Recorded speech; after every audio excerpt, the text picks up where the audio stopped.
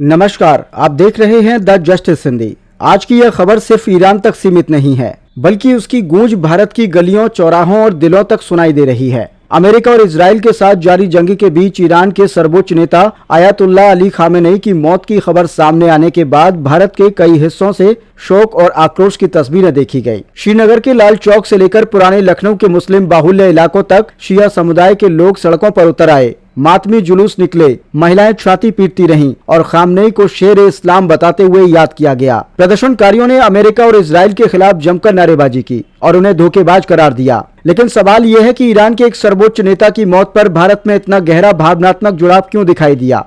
इस सवाल का जवाब हमें इतिहास के उन पन्नों में मिलता है जिनका रिश्ता सीधे उत्तर प्रदेश के बाराबंकी जिले से जुड़ा है। दरअसल आयतुल्लाह अली खामेनेई के गुरु और ईरान की इस्लामिक क्रांति के जनक रूहुल्लाह खुमैनी का नाता उत्तर प्रदेश के बाराबंकी से रहा है। रूहुल्लाह खुमैनी के दादा सैयद अहमद मूसवी का जन्म बाराबंकी जिले की सिरौली गौसपुर तहसील के किंतूर गांव में हुआ था। वह एक शिया मुस्लिम थे और अपने समय के धार्मिक विद्वान में गिने जाते थे। वर्ष 1830 में करीब 40 वर्ष की उम्र में सैयद अहमद मूसवी धार्मिक यात्रा पर इराक गए। वहीं से आगे चलकर वह ईरान पहुंचे और ईरान के खुमैन नामक गांव में बस गए। इसी खुमैन गांव से आगे चलकर खुमैनी उपनाम की पहचान बनी। भारत से गए इस परिवार ने ईरान की सियासत और मजहब दोनों की दिशा बदल दी। 1902 में इसी वंश में रूहुल्लाह खुमैनी का जन्म हुआ। उन्होंने धार्मिक शिक्षा के साथ साथ दर्शन शास्त्र और राजनीतिक विचारधाराओं का भी गहन अध्ययन किया। उस दौरान ईरान पर पहलवी खानदान का शासन था और Shah Mohammad Reza Pahlavi America समर्थित शासक माने जाते थे।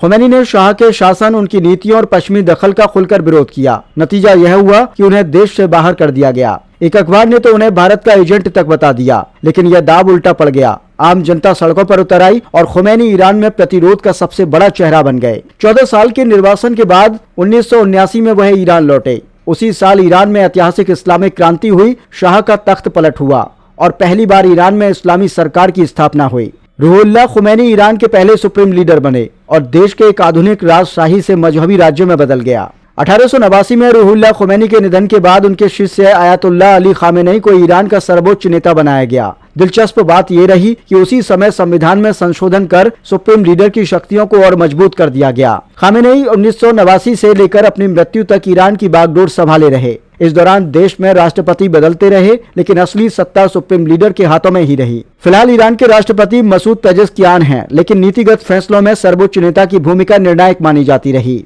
आज जब खामेनेई की मौत के बाद भारत में शोक प्रदर्शन हो रहे हैं, तो यह सिर्फ एक विदेशी नेता के लिए भावनाएं नहीं है, बल्कि उसे ऐतिहासिक रिश्ते की याद भी है, जिसकी जड़ें बाराबंकी के किंतूर गांव से शुरू होकर तेहरान तक पहुंची हैं।